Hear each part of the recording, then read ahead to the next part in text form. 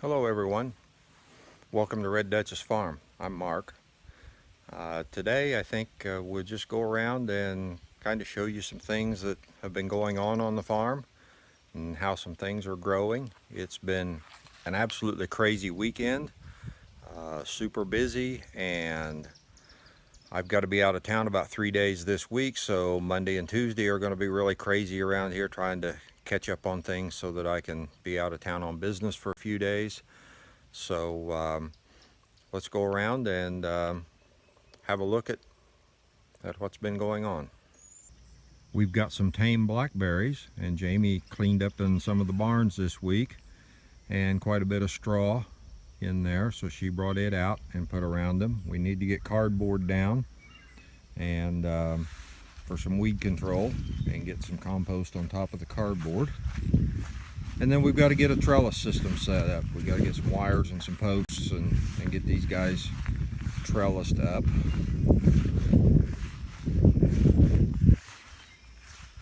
But it'll be nice to have some thornless blackberries.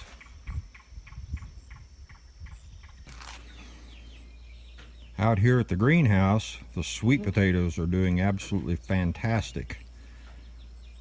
Considering I didn't even know whether, being 2 years old, if they would go ahead and green up and go or not. And we are ready to start pulling slips. There's all kind of roots on these guys. So we need to get sweet potatoes planted in the garden, get that sugar cane out of there and get it planted in the ground. Fig trees still have some brown spots on them,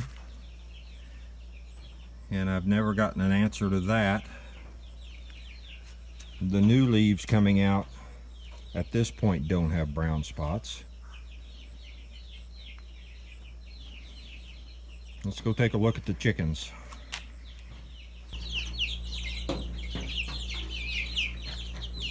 These guys are about 5 weeks old today. They will be ready to go to freezer camp within about 3 weeks or so, most of them.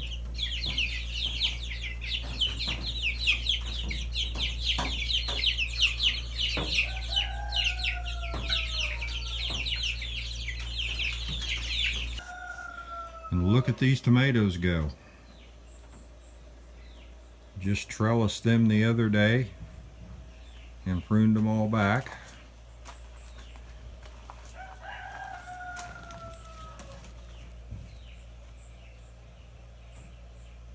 And it won't be long on these early girls.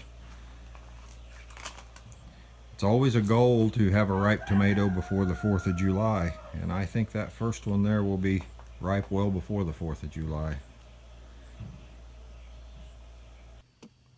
Here are the 2 strawberry raised beds that I had already built. They're built out of cedar that I sawed with our bandsaw sawmill. And I just planted the strawberries in here just a few days ago. It's 3 foot by 8 foot, and there's about 30 plants in each one. And what I found amazing is these guys came in with just barely a little green on them. They've been in the ground just a matter of a few days, and they think it's time to bloom.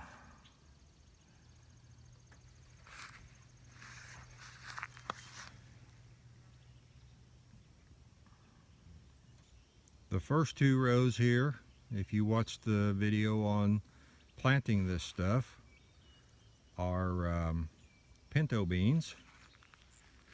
And then the next 2 rows are kidney beans. And the next 2 rows, except I ran out of seed right down here at the end.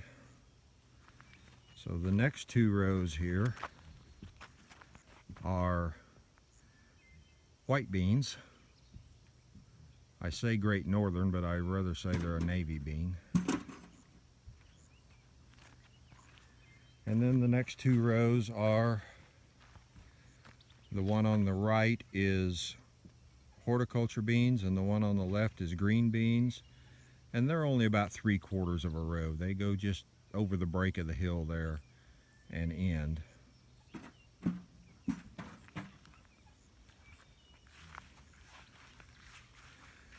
Then we've got 3 rows of tomatoes, 34 plants in a row, so there's 102 tomato plants.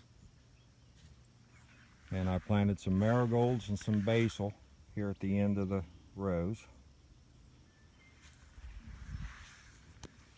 And this next row is 4 Black Beauty eggplant, 8 Little Fingers eggplant, and then the rest of the row is different kinds of peppers. And I haven't sat down and went down through and written down exactly what peppers are there. There's probably 40 plus pepper plants there, and I've got just a few more to put out. Still have okra to plant, peanuts to plant, sweet potatoes to plant. Lots of planting yet to do. And probably am going to have corn to plant over again because it doesn't look like we're going to get a stand of corn. We've got some, but I don't think we've got enough to keep. I knew this ground was awfully wet and awfully cloddy, and so, but I wanted to get it in the ground, and I'm just not sure there's going to be enough here to leave. I don't know if you can see, there is some corn in some places, but I just don't know whether there's going to be enough make it worthwhile. This first 2 rows is sweet corn, and I will probably leave it. It looks like there's a little more of it than the field corn, and I may wind up tilling down this field corn and starting over again.